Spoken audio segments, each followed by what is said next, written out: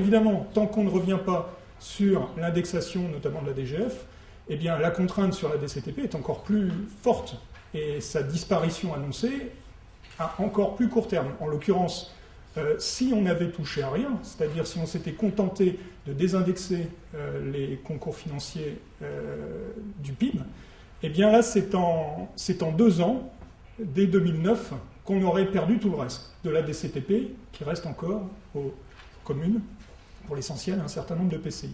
Donc on aurait perdu 1 milliard d'euros de DCTP en 2 ans, selon une pente donc beaucoup plus rapide, un rythme beaucoup plus rapide. Alors évidemment, c'était difficile à envisager, ça commençait à poser problème, cette disparition rapide de la DCTP. Donc on a modifié les règles du jeu, on conserve le principe convenu depuis la conférence des finances publiques de 2006 de maintenir l'indexation sur la seule inflation, indexation des concours financiers de l'État aux collectivités sur la seule inflation, d'accord, mais on va trouver un autre système, une autre variable d'ajustement que la DCTP, donc on l'a dit, on va aller chercher ailleurs que dans le contrat. Il y a d'autres ressources destinées aux collectivités locales en dehors du contrat. Il y a un certain nombre de compensations fiscales, il y a le FCTVA, il y a les dégrèvements, enfin il y a tout un ensemble de ressources pour les collectivités locales qui ne font pas partie du contrat. Alors on est allé en chercher un certain nombre. La compensation de TP recettes, la compensation réduction pour création d'établissements, là encore c'est une compensation TP, et la compensation de foncier non bâti, pour les départements et les régions uniquement, parce qu'initialement c'était un périmètre plus grand, les communes étaient concernées. Alors, le bilan de la réforme, c'est quoi? Certes, c'est la DGF, puisque la DGF va augmenter plus vite maintenant qu'on va pouvoir ponctionner ces nouvelles dotations d'ajustement. Donc le niveau relatif de DGF va jouer dans le bilan. Mais ce qui va compter surtout, c'est ce que vont perdre purement et simplement les collectivités, du fait de la disparition annoncée de ces dotations. Donc on va s'intéresser simplement aux dotations d'ajustement, donc les voilà, toujours par habitant.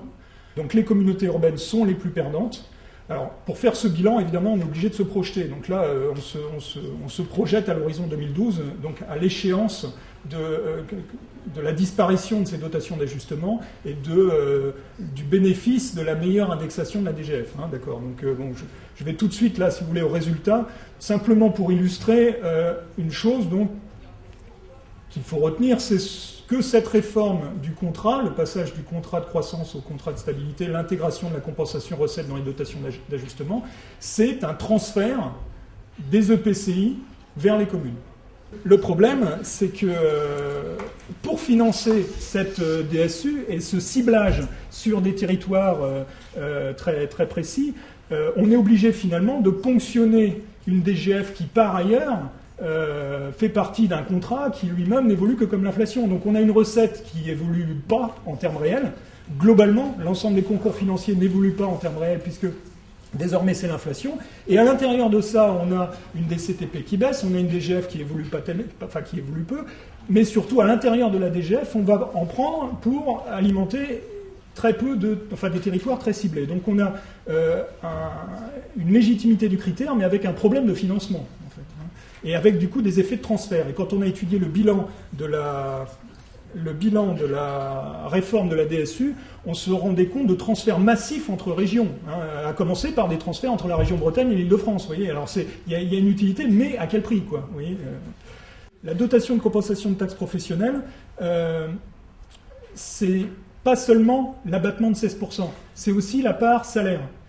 C'est aussi la part salaire, oui, l'ancienne part salaire de 83, mais c'est aussi la part taux de 83. Un plafonnement du taux qui a fait l'objet d'une compensation. Et quand on retrouve des communes qui, au début des années 80, quand elles ont commencé à avoir le levier fiscal, ont très fortement augmenté les taux de TP, eh bien, il y a des dotations de compensation de taxes professionnelles par habitant très élevées. Et en l'occurrence, là, Arles, Gardanne, Duny, Courneuve, etc., ce sont des communes communistes qui avaient fortement augmenté. Et on a une typologie très forte. Je ne veux pas dire que tout le système est fait pour ponctionner les communes communistes, mais il y a un effet évident ici de perte de ressources sur la dotation de compensation de taxes professionnelles de l'effet taux qui remonte à des augmentations de taux dans les années 80. Alors Trappes, voilà, Trappes, Roubaix, voilà, là ça marche, parce qu'il y a de la DSU. Il y a de la DSU, donc là ça marche très bien. On a des effets de seuil, d'ailleurs, au moment de l'éligibilité, enfin au moment de la réforme, grâce à la ZFU et aux US, on a une forte augmentation des dotations, et ensuite on a une dynamique très favorable. Bon. Si on prend une autre commune, autre chose plus importante, Nice, qui a donc n'est pas éligible à la DSU, a également une garantie forte, et en plus, elle a une DCTP importante, toujours par habitant, une DCTP importante. Et ben là, l'effet dépressif là, de la DCTP, de la perte de la dotation d'ajustement, de la disparition de la dotation d'ajustement sur l'ensemble des concours financiers, fait que là, en termes nominal, je ne suis même pas en évolution réelle, là je suis en termes nominal, on a une baisse des ressources pour une commune importante, avec des charges de centralité, on l'imagine, très importantes. Alors là, je force le trait avec Gardanne, on l'a vu tout à l'heure, avec les effets taux, où le niveau de dotation de compensation de taxes professionnelles par habitant est considérable. Alors là, je ne sais pas comment ils vont faire. Saint-Denis, là aussi, La Courneuve, pour illustrer des cas où malgré tout, vous voyez, on a des DSU par habitant qui sont importantes. Eh bien, par exemple, La Courneuve, qui avait déjà dès le départ, parce que ici on a tâché d'avoir des niveaux qui sont relativement proches par habitant.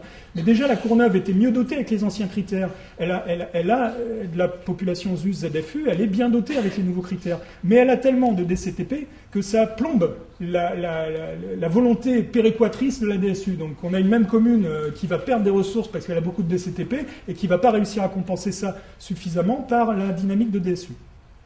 Sur ce schéma, j'ai représenté, alors là, toute collectivité confondue, j'ai représenté l'évolution moyenne depuis 2004, et là, c'est des estimations qui sont peut-être plus tout à fait à jour pour 2008, mais l'évolution moyenne des ressources, DGF, plus les concours indexés sur la FBCF, etc., plus la DCTP, selon l'ancien pacte, et ici, selon le nouveau. Et 1,8% par an. Et j'ai intégré toutes les autres contributions financières, je dirais, de l'État aux collectivités locales. À commencer par les dégrèvements fiscaux, les autres compensations fiscales, les différentes subventions et le FCTVA. Et quand on met tout ça bout à bout, on est loin du contrat de stabilité pour l'État. C'est du plus 5% par an. Et donc le risque, je pense, enfin un des éléments, c'est de dire bon ben voilà, demain on va faire rentrer d'autres choses dans le contrat. Est-ce qu'on touchera au FCTVA? Est-ce qu'on modifiera les dégrèvements comme ça a été fait pour l'ATP, mais au titre des ménages? Enfin, il y a de la marge à ce niveau-là. Voilà, et j'en ai fini. Bon.